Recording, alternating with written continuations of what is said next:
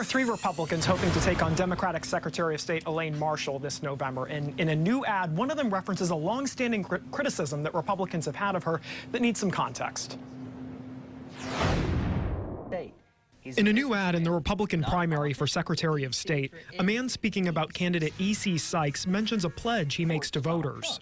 And is going to end illegal aliens as notary publics here in North Carolina. This is an issue that goes back years. In 2017, Republicans in the General Assembly even discussed impeaching Democratic Secretary of State Elaine Marshall, but never moved forward with that. The citizens and the taxpayers expect is that when you have executive branch members, that they follow the law. Just a witch hunt reduced to paper. They claimed she was breaking the law and approving people to serve as notaries public in North Carolina. In 1984, the Supreme Court ruled a notary does not have to be a U.S. citizen.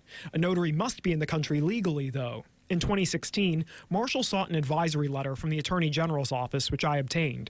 It reads that if an applicant has employment authorization documents issued by the federal government, then such persons, if otherwise qualified, can be commissioned as notaries public in North Carolina. A spokesman for Secretary of State Marshall told me the office has communicated all of this to the General Assembly. He said if legislators want to change the notary law, the office would abide by that. He also said the office has never commissioned anyone to serve as a notary based on their status in the DACA program, which allows immigrants brought into the country as children to be eligible for work permits. I reached out to Mr. Sykes asking for any evidence that Marshall is not following the law and what he would do differently. He didn't respond. We rate this claim as false. There are more than 100,000 notaries working in North Carolina, some of them at banks and car dealerships.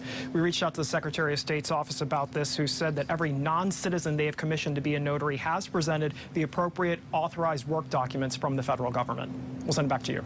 Michael, thank you. And a reminder, CBS 17 has made a pledge to test the factual accuracy of campaign ads. You can find much more on our digital platforms, including the CBS 17 News app.